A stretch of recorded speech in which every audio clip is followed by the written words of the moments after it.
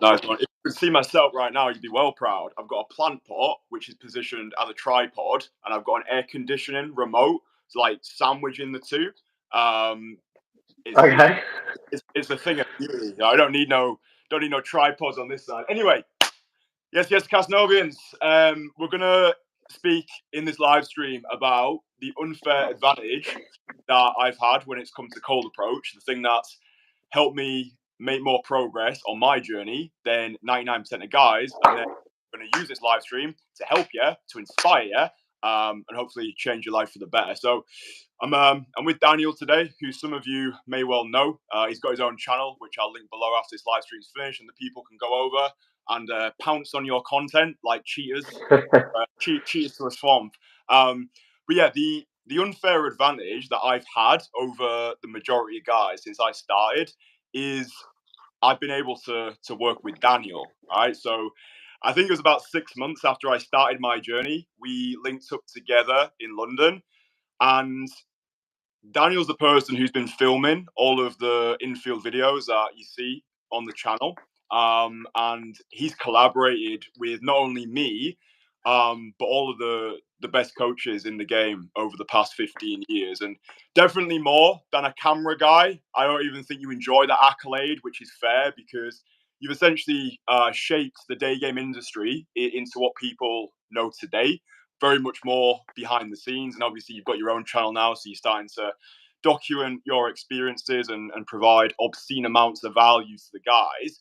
So we're going to speak in this one about it's not really a new offer. We launched it last year. We've just not spoke about it that much. So we're bringing it back with a vengeance now that a lot of guys are coming out of the winter hibernation. They realize that dating life sucks. They want to make rapid progress in rapid time. Voila, this is what's here for you. So they're called Renaissance Days, and essentially it's your opportunity to work with Daniel for a single day session in London. He's going to film your approaches.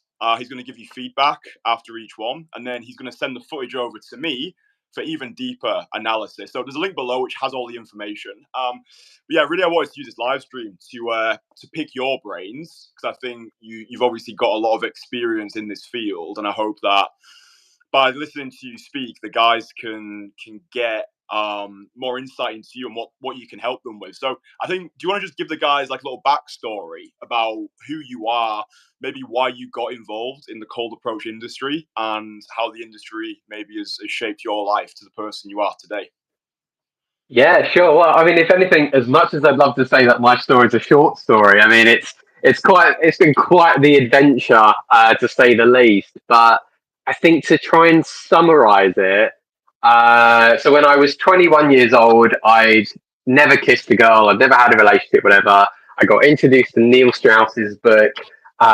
From there, a month later, from being introduced to the idea of pickup and the world of it, I ended up working at a very prestigious dating company based in London. And then in my time during that, I got the full Neil Strauss experience.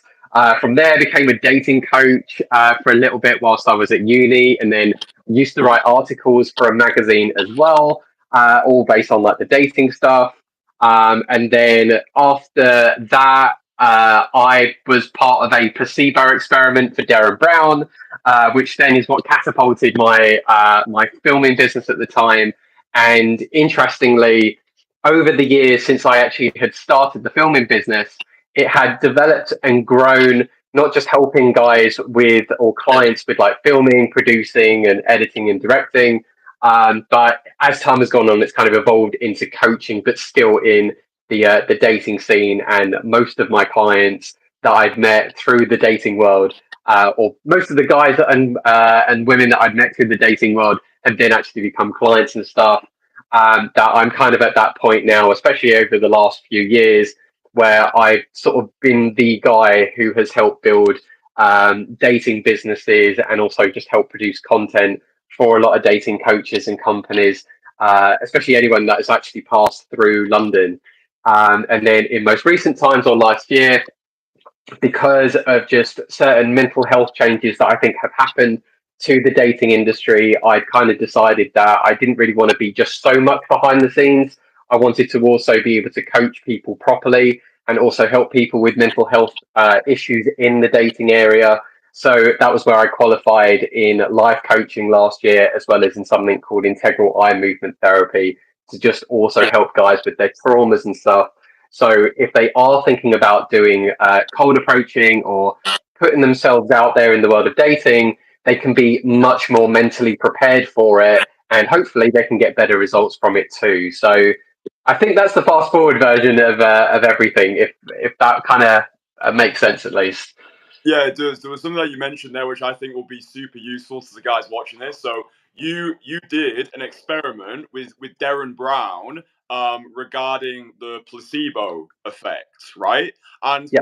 I actually find this super interesting because I've read a lot of case studies about the placebo effect and how it can dramatically change people's lives. But I think that because I know you personally and you've had that experience, then I can actually believe it. It's like there's one thing reading something on Reddit, like, oh, the placebo, oh, all it is.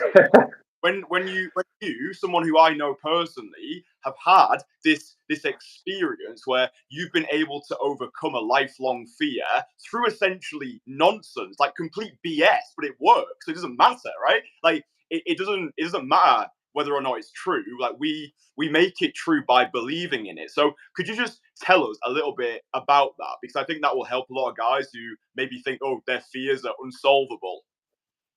Yeah, well, I mean, definitely the whole experience of being on the placebo, and definitely, I mean, you can go and watch the episode. I think it's on YouTube, called "Fear and Faith Part One," where we were given the pill that was nothing more than icing from a cake inside a little, proper looking pill that looks like a multivitamin.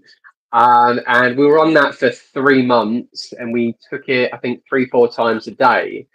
And what was originally helping me with fears and phobias to do with like spiders, heights, claustrophobic spaces, and I think I gave him like a massive list of things at the time. I think the funniest experience that came out of it, because back in 2012, I was very, very into the whole pickup scene.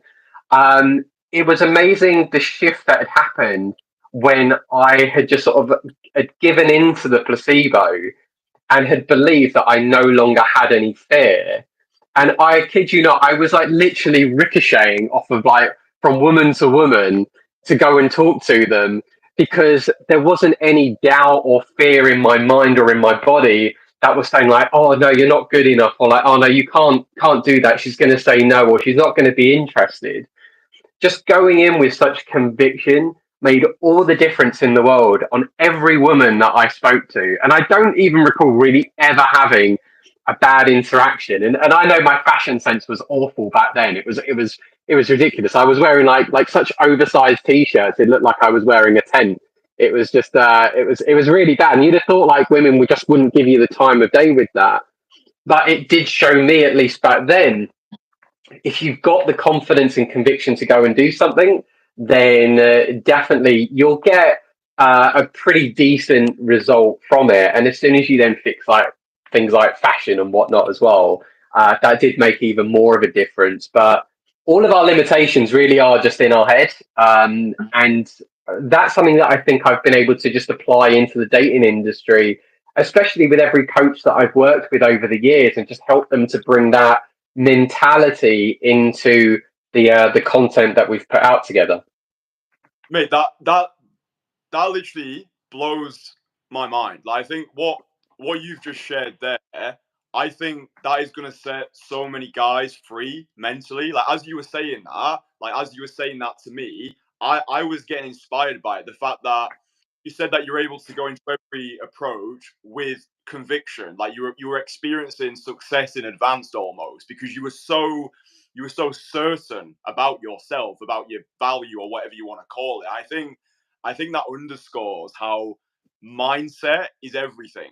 Not just with this, but anything that you want to achieve proficiency at. I think it's really about how you perceive yourself. Like perception becomes reality. That's the reality that you think. That is crazy. The fact that you were able to take a sugar pill, you got brainwashed into believing this would change your life, and then it Yeah. actually did. I've heard about people speak about this. Like if you go to a doctor and they give you a sugar pill, as long as that person has got enough enthusiasm behind the product, and if they give it like a fancy name, like this is the blah, blah, blah pill, whatever, then you believe because of their belief in the product.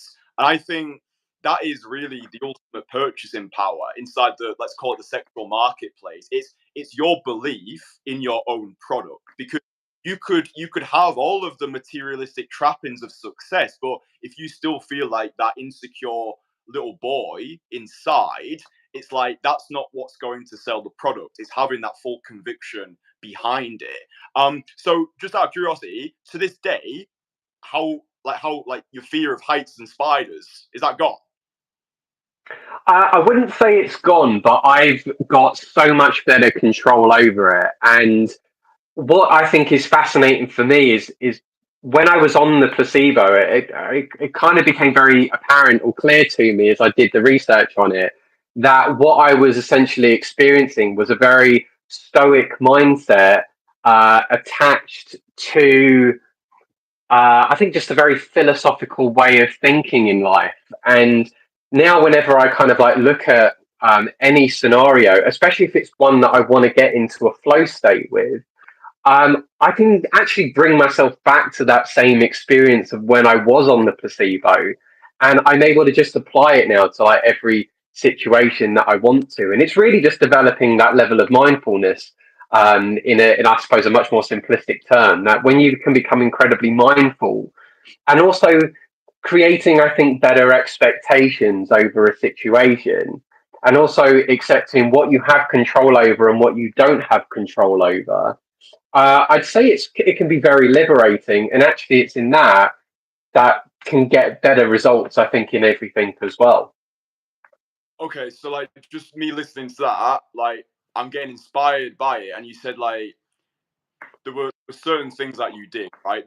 Maybe like a mind practice. There was maybe relinquishing expectations. So going into things with that detachable. Like how do you actually do that now in real time? So let's just say, for example, there's a girl that you want to speak to, but you're starting to get all up in your head.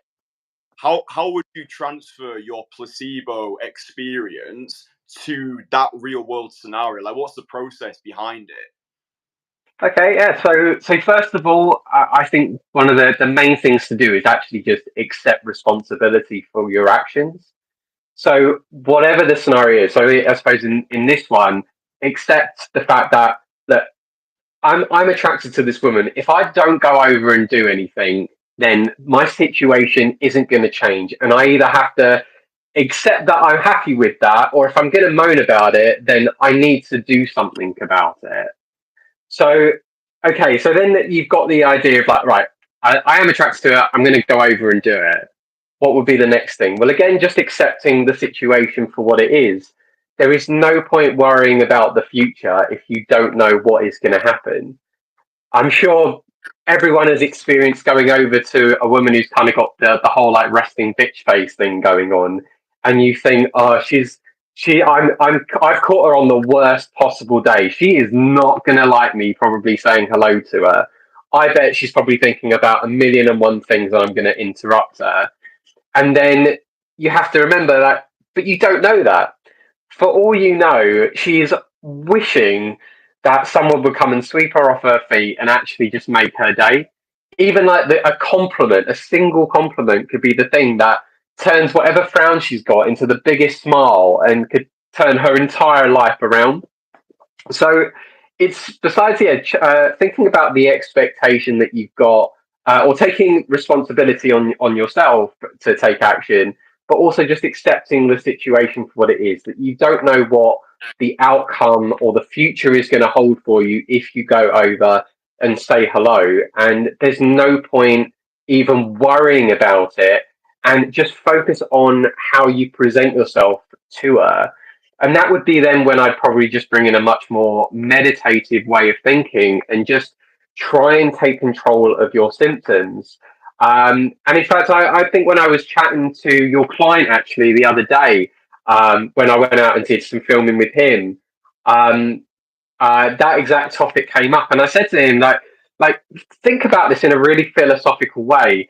if you don't have your anxiety symptoms, do you actually have anxiety? Like, if you're not feeling nervous, if you're not feeling those heart palpitations or the heavy breathing or the palm sweating and stuff, what is actually left? You're then actually just left with going over to just go and have a conversation with someone, which then kind of leads to the last bit of overthinking what you're going to talk about with the women that you're speaking to. And the analogy or the example that I give with this is, if you were to go and approach your mum, what do you go in thinking like, right, what angle am I going to go in? What's the opener I'm going to use on how am I going to transition the conversation? What topics am I going to talk about with my mum? And how am I going to close the conversation? I mean, you don't, no one does that. It's absurd.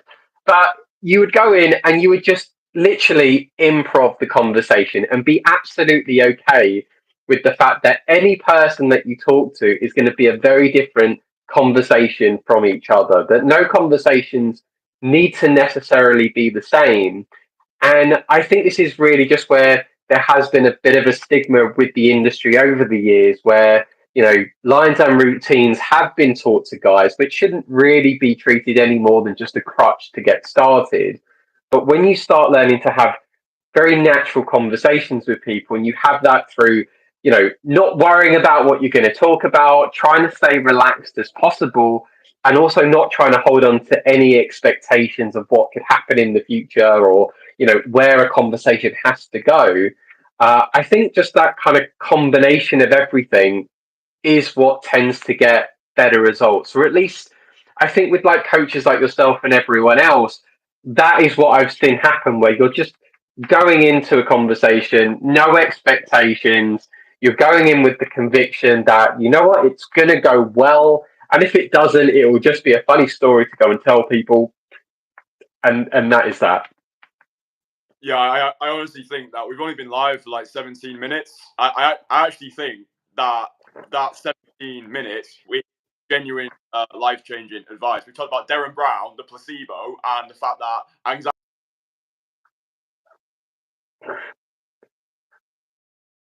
back to that 17 minutes headspace to actually go out there and meet people. Something that you said, which I'm interested about then. Okay, so you're speaking about going over, assuming familiarity, so like talking to the girl as though you would talk to your mum or your aunt or maybe your grandma. So assuming that familiarity.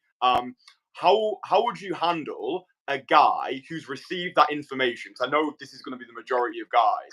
How would you handle a guy who's received that information and he's like, oh, well, that's easy for you to say. How can I be free of expectation? I've got so much approach anxiety. You don't know how hard it is for me. All this stuff. So how do you go about installing this stoic detachment from outcome mindset in people who are completely new to this? Well, I mean, guys who are essentially holding on to the victim mentality, they're not accepting responsibility for their actions. And I would say it can be very liberating to just own up to things. If you've done something wrong, literally, you won't. It's. I don't know if there's probably a better word than saying it is liberating. But I mean, if you accept responsibility for something, you're saying, you know what, I fucked up on my decisions here. I'm going to do better. It's empowering. That's the word I'm looking for. It can be incredibly empowering to do so. And in fact, that empowerment can be just that little nudge that you need to actually take action and do something different. So if you are someone who, you are sort of like stuck in that victim mentality of like, oh, my life is really tough, or things aren't going well for me, then why not take ownership of that and say, you know what? Why isn't things in my life going well? What aren't I doing that could turn that around? And then it's pretty easy, or I think actually Jordan Peterson had done kind of like a video on this. And it's pretty interesting the kind of answers that, yeah, you will get from yourself when you start questioning your own situation and you start judging and critiquing yourself in a sense of like, right, I've got all these problems in my life, but is it actually because of other people, or is it because of my poor decisions and the poor actions that I'm taking? if, like, for example, if you're saying that you haven't got a dating life and you're moaning about, like, oh, no one likes me, no one wants to go on a date with me, but you actually question that and you find out, or you discover within yourself, no one's dating me because I'm not actually putting myself out there, and all I'm doing is staying at home and doing absolutely nothing, then there is your answer. And then you can start taking the next step of, like, right, if I'm going to take responsibility for my dating life, what action steps can I take that is going to get me better results with women? It could be, for a starting point, it might be actually going to the gym, getting yourself out of the house. Maybe you need to start socializing more. Maybe you need to get some hobbies. Maybe people are actually being attracted to you and you're being very shy about it and you're not taking action. And even that is absolutely okay if you're accepting the situation or the responsibility of, I know women are attracted to me, but I'm just not doing anything about it. Because then at least you've got options to, like, go to Kristian to be like, right, what is an action step I can take? Okay, I'm not dating women. I know that I'm attractive enough that women would want to date me, but I'm not doing anything about it. Right, I need someone to push me out my comfort zone and do something about it. And then that would be going to a dating coach that would solve that problem. So, yeah, I think answering your question, yeah, I think it really is kind of like a combination of those things. But you've got to just accept responsibility and let go of the victim mindset, which is easier said than done.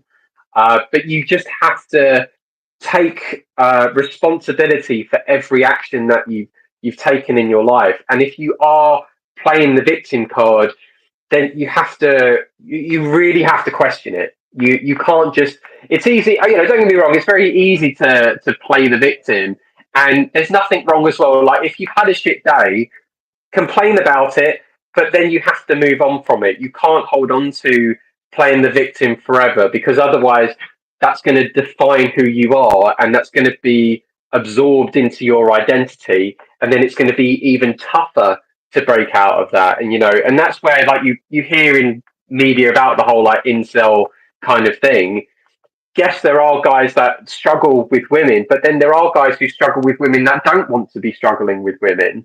And then you'll get other guys who struggle with women and they like it. They like playing that victim and they don't want to move on from that, because if they move on from it, then they don't know who they are anymore, because they're letting go of that part of their identity.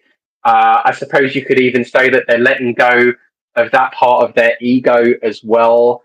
But if you play the victim for so long, you believe that's who you are, and it can be very difficult to know what is it like to not play the victim and to not have good results as well. So yeah, I think that can kind of feed into that as well.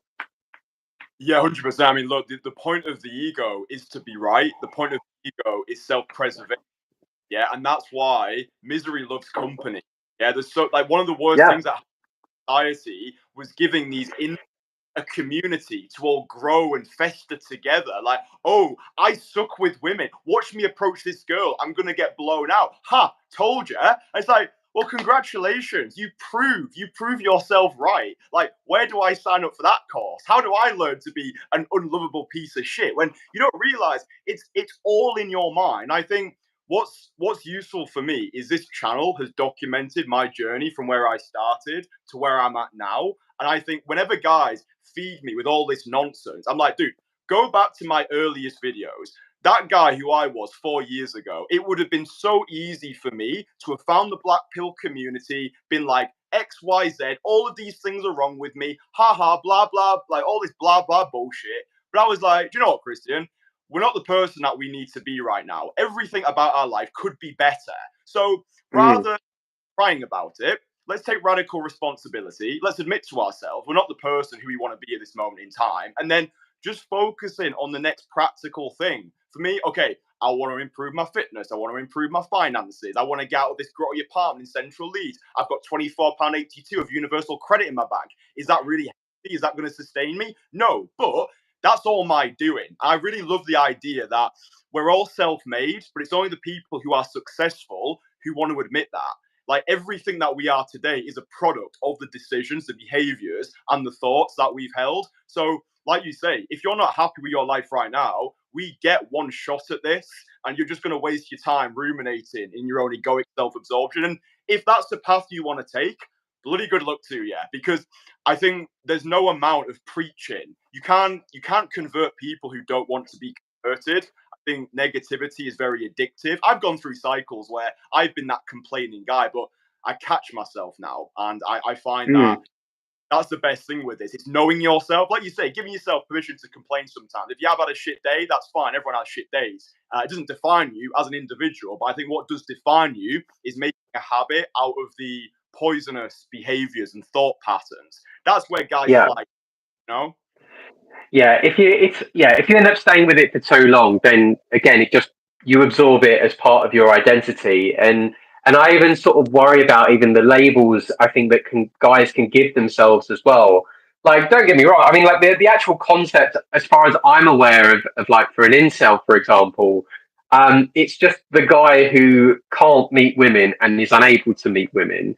There's no extra label on top of that to say that they definitely don't want to meet women or the ones that do want to meet women.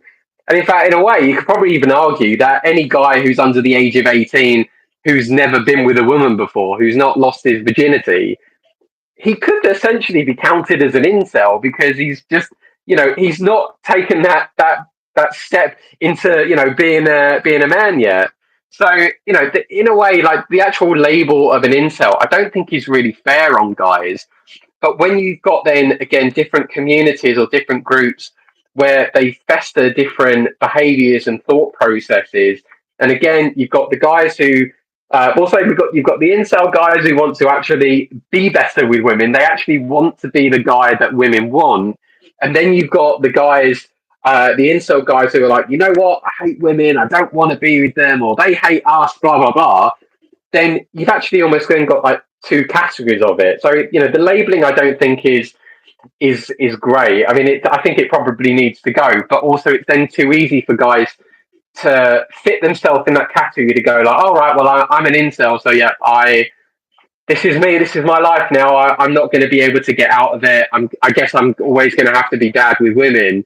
But if they don't attach themselves to that label, if they don't put themselves into that category, then that actually means, oh, okay, well, actually, I could be the guy who could be better with women. So, yeah, it's that taking responsibility again and accepting the situation for what it is and not attaching a label onto it as well. Yeah, I think that word "could" is interesting because I think when guys realize that if they did the work, they could become good, they could become proficient. That word "could" it implies a level of perceived effort, and I think that's why most don't start. I could be good with, but in order to reach that state, I would have to invest heavily into my social skills, get myself out of my comfort zone, train hard at the gym, make more money, live a better. All of this, it creates this list of perceived effort. So, oh, you know what? I'm just going to scroll online. Oh, look, black pill video. Let's talk about looks, money, status. Oh, let's talk about I'm a sub 5. Oh, this feels comfortable. Now I don't have to expend any effort, and I can just get myself off in my own mental masturbation. So I think that word is interesting. That I could be good with women, but it creates this conditional clause. I'm going to actually have to do things, and I think we live in a very dopamine dependent, lazy society. Everything's available. Oh yeah. Tap of a button. Oh, I'm hungry. Oh, let's just order something. Oh, I need to speak to somebody. Oh, I just go on the internet, and it's like it's so easy. I think that's why something like Cold Approach, it really is that modern day rite of passage. It teaches you to go out into the wilderness for 40 days and 40 nights, return an actual man, and it elevates your life in every area as well. Like when you actually want to go and put yourself in front of women, you want to be feeling good about yourself. So it holds you accountable in every other area of life. It's like you want to be training hard at the gym. You want to be building your business. You want to be making money. You want to be taking care of your mental health because all of these things, they go into your approach. Was there anything else you want to say on that until I change topic? Yeah, I agree that, I mean, guys will look for any excuse to not put the hard graft in. Definitely there's going to be a part of laziness there, but also motivation needs energy. And if they haven't got either of them or how one kind of feeds the other, it's just actually I am quite happy being miserable and just saying how I am. But you have to, again, it's the lack of acceptance for responsibility, and if you're not taking it and you're moaning about your situation, then I mean you kind of done that to yourself. I've got more respect for a guy if he is at least taking action but not getting the results than a guy who's not taking action and not getting the results. Because if you're sitting indoors again and not and saying how much you hate your life and you're not dating women or no one wants you and stuff, then that's on you. Whereas if a guy's at least trying to put himself out there and he can't figure out what on earth he's doing wrong, then at least I've got more respect for that guy because at least he's trying and he's still trying to like figure out where the tweaks need to be made until he does actually get results. So yeah, but I mean, motivation, yeah, it's something that I think guys really need to certainly consider, and that you're not going to get the energy to be motivated off the bat. You have to just be doing something, or you have to be taking action on things that you've got no motivation for, and then as soon as you tend to feel or experience, I think, a good result from it, that is when you will end up certainly getting the motivation for it. And in fact, I'm sure like you've probably experienced this where you've had guys who are absolutely petrified to go and talk to women and you've taken them out. They maybe just have no belief in themselves. But when you've got them into like an approach, it could be even like their first approach even, but you've got them into an approach and suddenly they've got a good result or they've had a good response from the woman and they're like, wow, I've never felt this kind of like feeling before. And then when they've got the taste of it, then they want to do it again. It's a bit kind of like probably taking an addictive drug, really, of sorts. Where as soon as someone's felt that euphoria, then they feel motivated to try and get more of that euphoria. But without it, it can be very difficult to again predict what would that experience feel like if they've never experienced it before. So yeah, so that's what I can really think of on top of what you said there. Yeah, I think it's the whole belief follows action, right? Belief really Mm, does follow action. And something that I've learned through my own process in coaching guys is change can happen really fast. I think we create necessarily long time horizon to get the things that we want. I'm not saying if you train one time at a gym, you're going to wake up tomorrow with a six pack. But what I am saying is when you take one action which you feared for a long time and you don't get the worst case scenario outcome, your mind perceives that as a huge win. Like change can really happen because like you could be in a car crash, right? Like worst case scenario. Now your entire life has changed. Your mindset's changed. You're probably going to be scared of cars. You're probably going to need some therapy to get over it. Like change happens fast. So this is not me saying you're going to go and cold approach one girl tomorrow and you're going to have the dating life of your dreams. However, if you do go and cold approach one girl tomorrow, she might say, "Oh, I have a boyfriend, but thank you very much."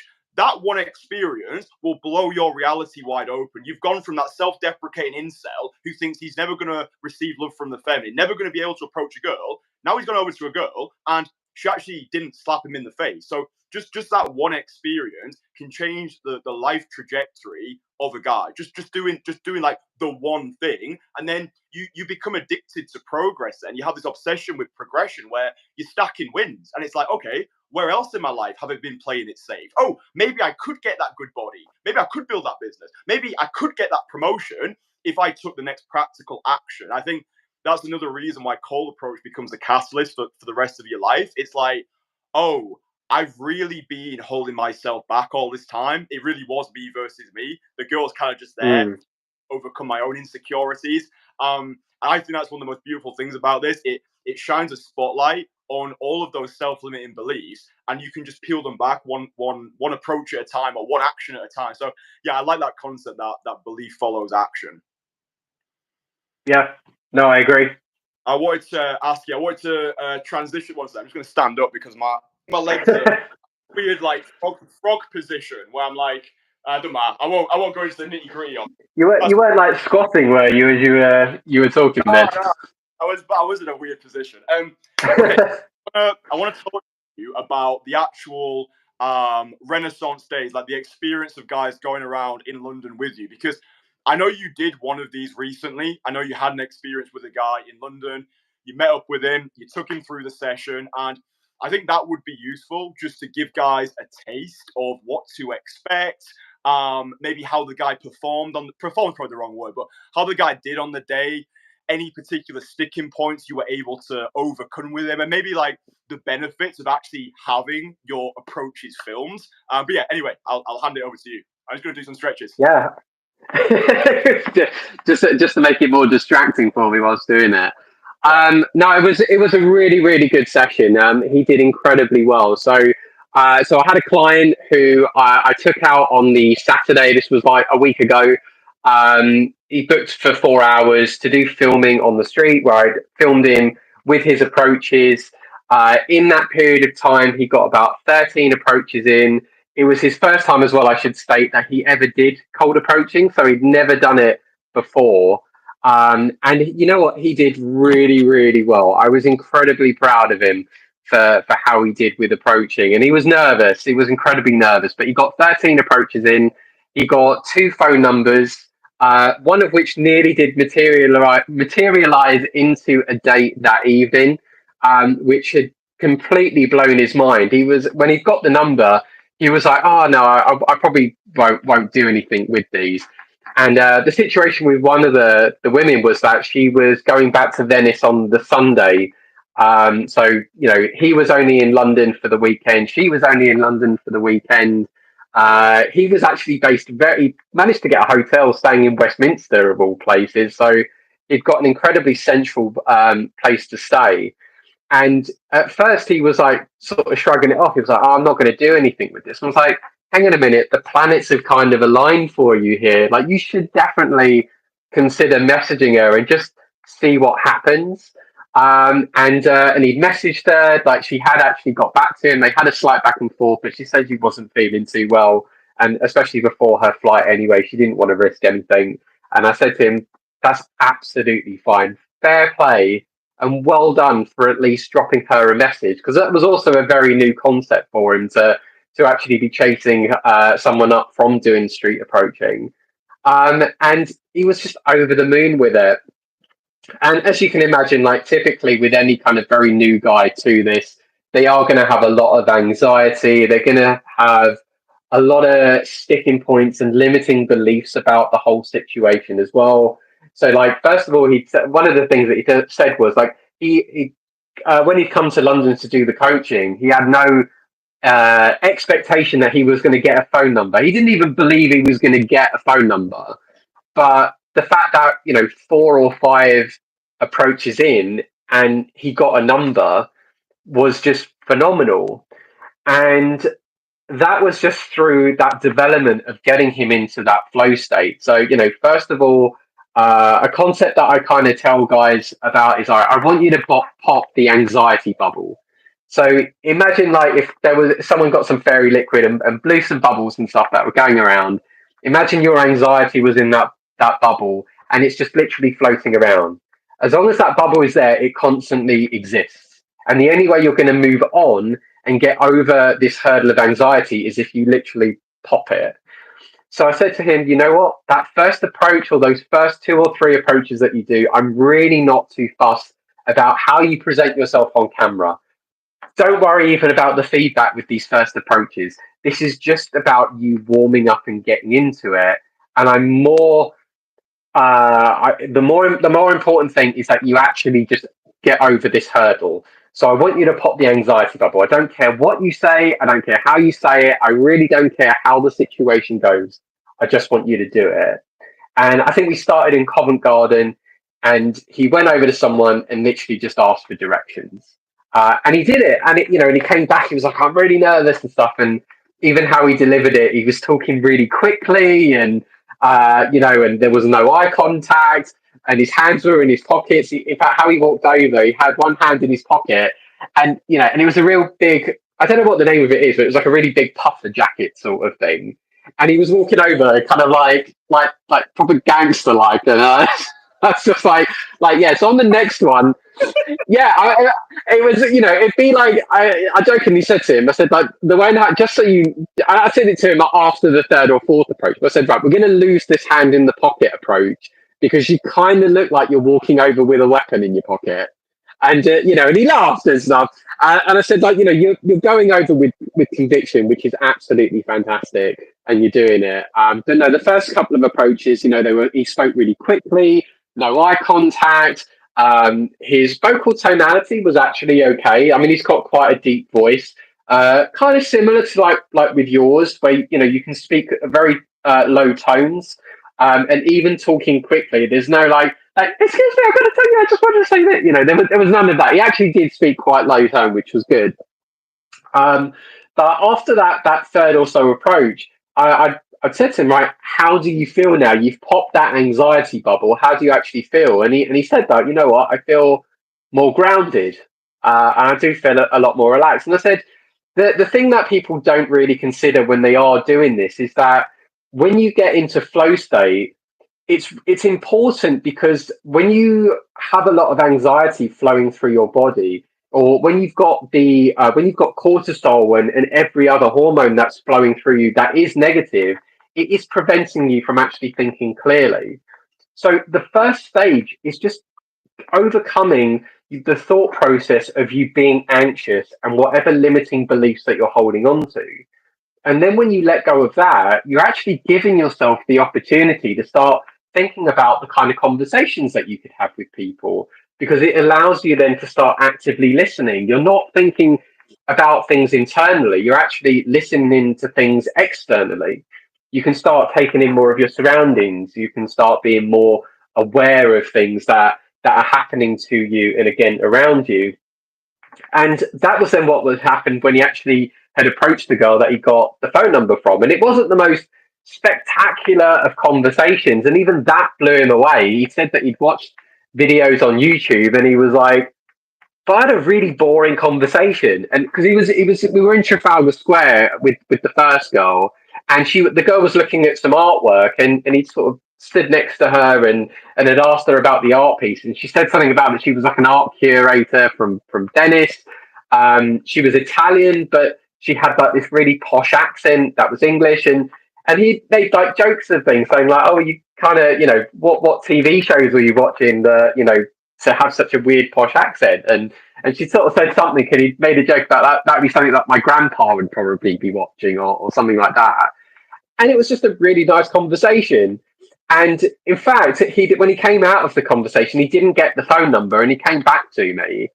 And I said to him, like, you could have got the number in that. And he was like, really? Oh, it's too late now. And I said, no, you're going to go back to her and you're going to say, look, I'm going to regret if I didn't come back and ask you for your number. And he did it. He went back. He asked for the number. She literally melted into it. And he got the number. And I said, this is something else that I don't think guys are aware of. It's okay to show a little bit of vulnerability, rather than putting on this facade of like, you're this confident guy who gets, I'm so good with the ladies. You don't need to do that. It's not, that's not normal, And in fact, I've known coaches over the years who have been so confident and so full of themselves that they haven't got results because they're just way too overconfident. And the women are like, yeah, I'm not dealing with this guy at all. So just even a bit of vulnerability actually can do you wonders. Saying to a girl like, you know what, I was nervous to ask it before, but I'm going to regret if I don't ask it now. I'd love to take you out sometime.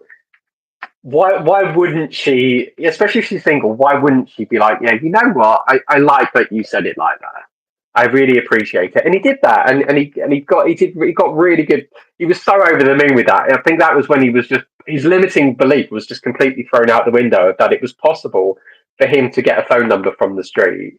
And even with like a bit of his backstory, not giving away too much, but I mean, the only time he'd ever met women was through clubs and through drinking and stuff. He'd been in a relationship that was actually somewhat abusive for him, so he was treated really badly. And then when he got out of that, he'd just sort of thrown himself into work, and he'd just been absorbed by work. And now he was much better financially, but he'd neglected his social life and dating life. And because of that, he felt like he'd been missing out on things. But yeah, so he got that one number, and then he did a couple more approaches, and things had kind of dipped a bit again. And I said to him as well, this is also a realistic expectation when you go out. One, it's a lottery, and it's also a roller coaster. You don't know what kind of interactions you're going to have with women. You don't know what kind of day they're having, what kind of experiences they're going. You also don't know if you're their type as well. So you have to expect that. And also, you can't expect that your euphoric high that you're feeling is going to just stay there forever. It's going to kind of go up and down. And if you're walking around for a very long period of time, it's going to be, well, it's a workout. I was going to say it's going to be a roller coaster, but I've said that it's a workout. You are burning a lot of calories, you're burning a lot of fuel. And if you're walking around 8 hours a day and you're not having regular breaks, you're not drinking water, you're not having snacks. And I certainly reference drinking water rather than drinking coffee, because I don't want you to get the shits if you end up drinking too much coffee. And I've known that happen to guys where then they are stuck talking to a girl and they're the ones crossing their legs because they don't want something to fall out. So it does happen, believe it or not. There's certainly a darker side, but to doing this. But no, so he felt that kind of roller coaster of energy, and we took like a little mini break as well, which was I think really, really good. It just allowed him to recompose himself, and then we went did a couple more approaches. Again, there was kind of the roller coaster. So we sort of took it down a notch, rather than trying to have conversations or rather than even trying to give compliments. Started with just asking for directions of things, and then he built it up again. And then I think we were in Piccadilly Circus was the other one, and he saw or he saw a girl and he was hesitant to go over and do anything. And if there's one thing with me is I want guys to get more approaches than less. So if I'd like to say, like, I've got to a point that I can recognize a guy's type. That if I see a girl that I think the guy will like, I'll encourage them to go and talk to them. As well as if I know that they're hesitant about talking to them, then I definitely make sure that they go and talk to them. And at first, he didn't know what to say. She was sort of standing still, just looking on her mobile. And he didn't know what to say. And I said, well, what can you observe about her? And he sort of pointed out something with the coat, but it was a very general thing. And I said, well, for me, I actually love just how Italian she looks, but I don't know if she's Italian. So I said, I want you to just experience what it's like to say something as a very different opener. Go over to her and say something like, excuse me, I loved how Italian you look. So I had to ask, are you Italian? And he did it, and she was like, no, I'm actually from California. And they had a conversation. Now, the conversation then lasted for about a minute or two, and it was kind of starting to die down, and he was getting ready to sort of eject from it. And what was funny is that just as he was about to part ways from her, he sort of said, oh, just, I think she asked I don't know who asked each other's name, but they asked each other their names, and they went to shake hands, and she had like a tattoo of a beetle on her arm, and he pointed it out, and he went, that's a really weird tattoo that you've got there. And then she suddenly just blossomed, and it opened up into talking about the tattoo, why it was meaningful for her. Then it went into talking about horoscopes, and then the conversation suddenly opened up again even more. And then it turned into like a 5-6 minute conversation in the end, which could have nearly have just been a 2 minute. And right at the end, he took the advice that I said to him about make sure on every approach that you do, try and always ask for the phone number. And at the end, he said, you know what, I would regret it if I didn't ask for your phone number. And he got it. And she was also asking like where he was staying and this and that. And, and he came back to me and he was like, that's like one of the hottest women I think I've ever spoken to. And I said, something else to consider here, whenever a woman's actually asking you about where you're staying and where you live and stuff, consider the idea that actually she's trying to work out logistics of if she's going to go on a date with you, how things could essentially materialize. If she were to potentially come back to yours, where would she end up going to? Would she feel safe? would she be comfortable traveling to and from there, especially like afterwards if something were to happen? And he was like, wow, I never even really thought about that. Yeah, I thought she was just wondering where I was staying in London. I was like, no, you're fine that. And women that you tend to have good conversations with, if they start asking you about logistics, just bear that in mind. And and then again, we had like the roller coaster, couple more approaches, and then I think towards the end of the session, his energy started dying down. And I said, all right, well, look, let's just try and get one more in, just to say, that at least you've done it, and it's good to sort of feel what it's like to do an approach when you are almost burned out, when you are on literally that last leg. Um, and he did it, and he just asked for directions anyway. But that was great, and also managed to push him into an approach of twins as well. Twins is such a rarity in this industry, so we passed two blonde women that were twins down Regent Street, and I said, right, you've got to go up to them and you've got to state like you've got to ask them if they're twins or not. And he did it, but he kind of got in at a slight angle, so he didn't quite stop in front. So they just hilariously they said yes in sync. I've got the footage of that. It was the most funniest thing. As you know, like trying to get twins in this industry is like a once in a blue moon opportunity, and I was not letting that one go, and he did it. And yeah, that was good. And then when we sat down afterwards, the next day, because I had to. One thing I kind of have said with guys, and I mean, you're going to be giving the guys the breakdown stuff anyway. But yeah, with him, I gave him the breakdown stuff, and it was really good because I was able to go home, watch through the footage. Truth be told, it was only really the main two that he got the phone number on that I really needed to watch. The others were kind of like just ask for directions or give a compliment, and then he kind of ejected. But I was then able to write down notes. Next day, met back in London again. We sat together for about 2 hours and went through the footage. And he loved it. That kind of out of body experience when you're watching yourself from a third person perspective, it's incredibly surreal. But you learn so much, I think, about yourself and the bad habits or mannerisms that you have. And even then, you can actually see an alternative of what you could have actually have done by watching yourself. Like when you probably experienced it where you've seen something, you're like, why did I react like that? Actually, I could have said this instead, or like, oh, okay, I can see how when I stopped there, I should have probably have walked a little bit further in front with that, or maybe I could have, now that I've seen her on video, oh, I could have given her a compliment about this instead of that instead.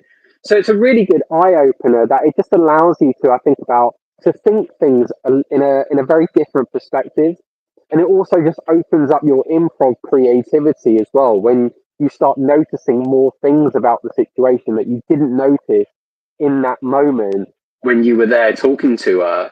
And then just feedback wise, I mean, it was kind of just the things that I mentioned anyway about like he didn't there was quite a few that he didn't quite stop in front. He had his hand in his pocket pretty much in every approach. I said, right, that's something that you have to lose. I recommended to him as well to actually maybe invest in a much smarter coat. I said, if you actually get yourself, is it a pea coat or maybe one of like the long coats, something like that would give him much more brownie points with every approach that he's doing. The puffer coat thing, I don't know, maybe you can get away with it up north, but I sort of felt like the women that he was approaching were dressed quite smartly, and I think he would have had better conversations with women if he'd probably just dressed a little bit more smartly. I mean, it was still cold out, but and underneath the coat he was dressed okay, but he just needed, I think, something a bit smarter with that. So I recommended just invest in one really nice coat, like whether it be like Reese or All Saints or something, just one coat that you can use for very smart occasions. And conversation wise, I kind of said to him about active listening and just being very aware of your surroundings and what things you can talk about, and just being very genuinely curious about the women that you're speaking to. And I think just the last thing was that I gave him an exercise of, right, you're not allowed to ask for the phone number until you found out 3 interesting things about the women that you're speaking to. And then from that, you can justify them as the reason to ask for the phone number. So it emphasizes to her that you've been actively listening and you've shown interest in her. And then you've made the statement of like, you know what, I really like X, Y, and Z about you. I'd love to take you out on a date sometime. And yeah, and overall, I mean, it was a fantastic session. I was really proud of what he did. Again, it was the first time he'd ever done any approaching. And for him to do 13 approaches in the space of 4 hours was fantastic. And he took all the feedback on board, and he loved every minute of it. I think he learned a hell of a lot from it as well. Yeah, I think for me, this is why it's important to have these single day sessions, because you can do a lot day, right? I think that because these single day sessions, they are intense, but also guys, they get to team up with you, and having yourself filmed. And by the way, just to clarify, the filming, the footage is for our private eyes only. It's not going to get planted onto. Yes. It's not going to go Rumble or Instagram or LinkedIn or BlackBerry Messenger. Ha, lol. But it's not going to go into the ether of the internet. The footage is purely for coaching purposes. It's going to only be reviewed by myself, Daniel. I'm going to be doing the most of the reviewing, but Daniel's going to be filming it, and it's going to be yours. Unless you've got some real uber desire to become cold approach famous, then we can talk. But it's for our private use only. The footage is purely for coaching purposes. It's not you're not going to see yourself on the front cover of the Daily Mail, be like, "Oh, cold approach." It's for our private use only. But I can say from my experience, where I started to where I've got now, it was that combination of working with you and having myself filmed. I remember that very first weekend that we filmed together in London. It was on the Friday because we did 3 days together. We filmed on the I went back to my hotel. I can't remember where I was staying at, near Hyde Park. And I remember watching the footage back that night, and I was gobsmacked. I thought I was so much better than what I actually was, and I could see where I was going wrong. I could see that I was way too erratic. I was way too high energy. I was speaking too fast. I wasn't giving the girl long enough to answer my questions or even enough time to think. And then by reviewing that footage and then turning up the next day for our following session, it was like night and day. I was able to make Mm. rapid progress in rapid time from the feedback that I'd got from you, but also being able to actually watch myself back. It's one of the most cringe-worthy experiences out there. Like actually myself back, you're like, wow, this is actually me. I sound like that. What am I wearing? I look like it shines a spotlight up to your own sticking. It's only when you know where you're going wrong can you actually have a roadmap to improve. Yeah, I think with this stuff, you don't know what you don't know. So the package that we put together, it's designed to shine a spotlight onto your sticking points, get feedback from guys who actually know what they're talking about, and then for us to give you a blueprint going forward. Because I do think that if you're going out there, you've got no feedback, you've got no support, you've got no accountability. I do think in the modern dating world, you're pretty much wasting your time with cold approaches. The amount of guys who just piss their time away parading around the pavements for about 10 years and then comes to the conclusion that cold approach doesn't work. It's like cold approach works. You don't. Like you're the problem. It's the driver, not the vehicle. Mm. So I think it goes back to the ego thing before. I think guys have got a difficult time in admitting their dating life isn't where they want it to be. And when they see people such as us who are actually offering a solution, their first thought is, oh, scam. Anyone who's selling things online, it's all a scam. It's all fake. And it's like, dude, at this point in my life, I spent tens of thousands of dollars on courses, on coaching, on networks, people that I've never met before in person because I understand the importance of investing in myself as a human being. So I think this package it's part of investing into your future as a human being. If you're not prepared to get some feedback, like, listen, mate, dress better, speak slower, do this, don't do that, then there's no reason why you're not going to make progress because you don't have the social intelligence to recognize, oh, yeah, I don't know what I don't know. Any other discipline, you'd get a coach to help you. If you want to learn a language, do like boxing or I don't know, become proficient in underwater basket weaving. You get someone to help you, someone with more experience than you. So, just a final thing that I wanted to ask you, what do you think are the particular main, let's say, sticking points or hurdles that guys experience in the early days, and maybe if you could say how you would overcome those particular sticking points. Because I think there's a lot of guys who are new to this, they don't know what they don't know. So I think almost putting them at ease in a way, like, oh yeah, this is normal, here's how we can overcome these. So yeah.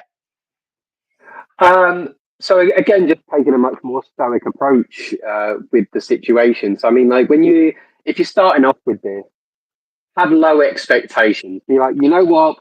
I'm not going to worry about even trying to go for a phone number just yet. Maybe it's not even worth worrying about trying to have a conversation just yet. I've known guys who even just getting out of the house might be a stepping stone for them. So first of all, just get yourself out of the house, then put yourself in a public space, in an environment where you are going to see women that you're likely going to be attracted to. If you're based in London, anywhere in London is going to be applicable to you. So maybe what can help to justify your reason for getting out of the house is, why not maybe think about something that you could go and do in London or do in your city, wherever you are in the world. You know, if you need to go shopping, if maybe you want to go to the museum or an art gallery or something, give yourself a reason to actually get out of the house and be in a public space.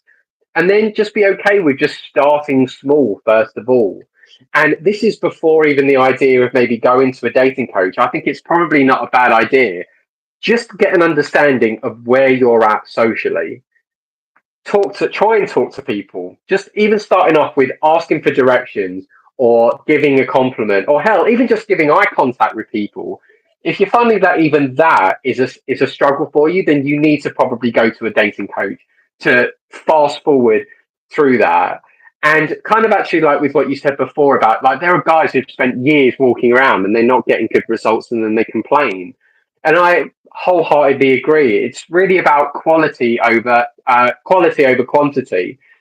You could be getting just a handful of really good interactions and then getting the best results, rather than feeling you've got to be spending weeks upon weeks upon weeks walking around on the streets and finding that you're not getting anything from it.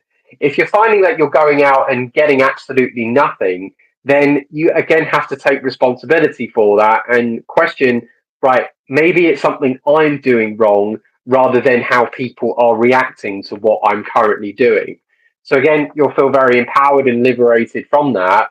But at least then you can start taking the initiative of considering, right, well, what do I need to do differently to actually get a much better result?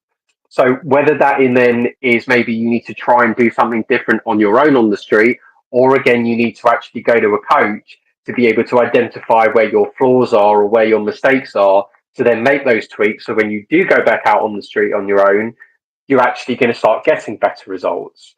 So sometimes it's worth maybe just putting yourself out there first on your own, just to know where you're at.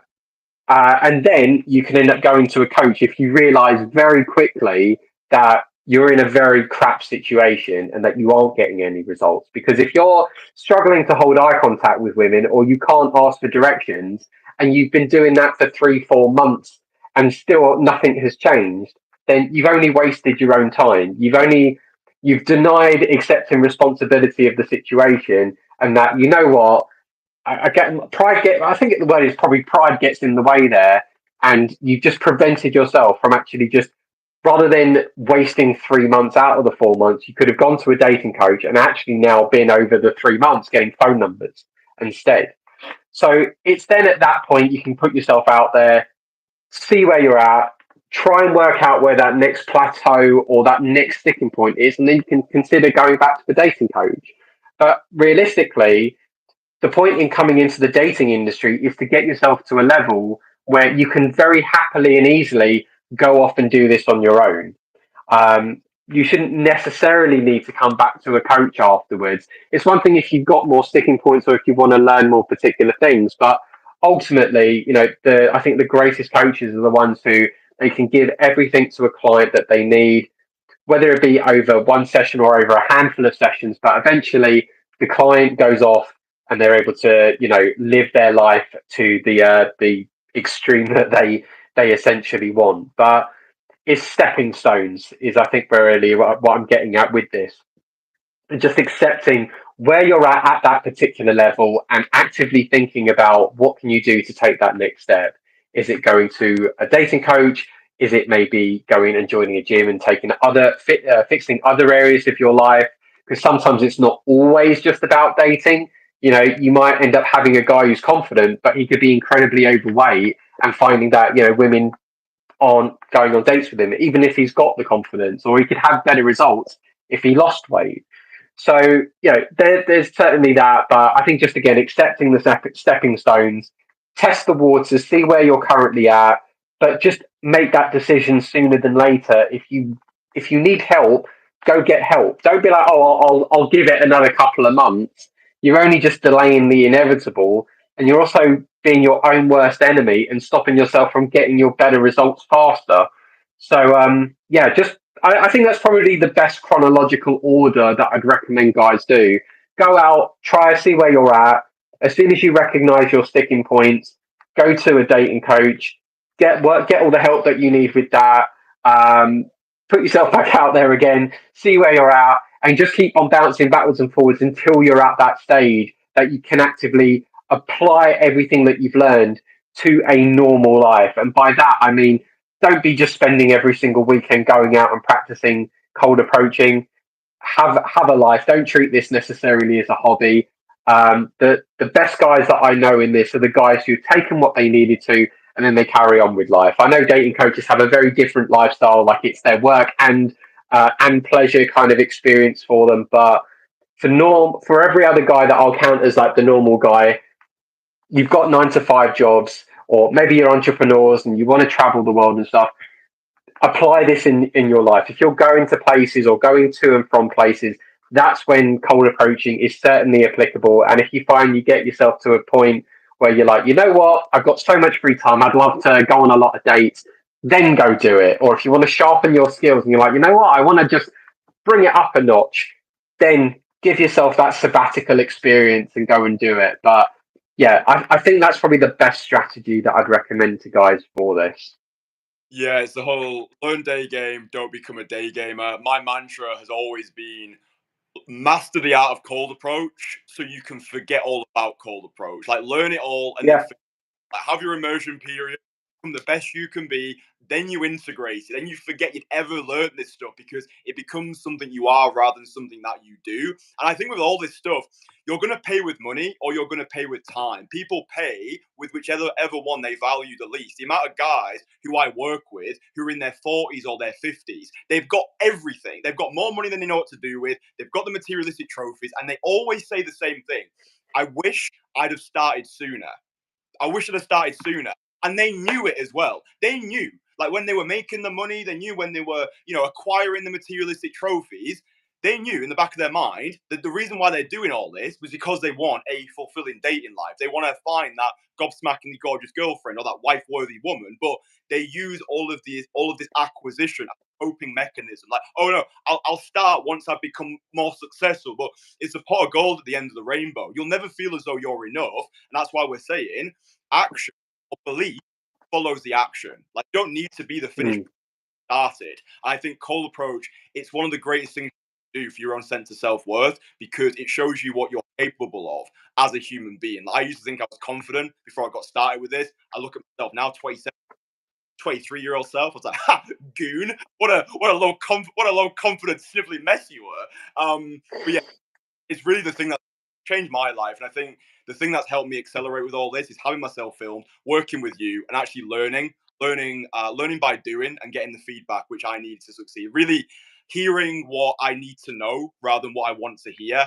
That's the important thing about having a coach rather than a friend. Friends are usually they'll really tiptoe around you, like, oh no, it's fine, you're good enough as you are. Yeah, that jacket looks great on you.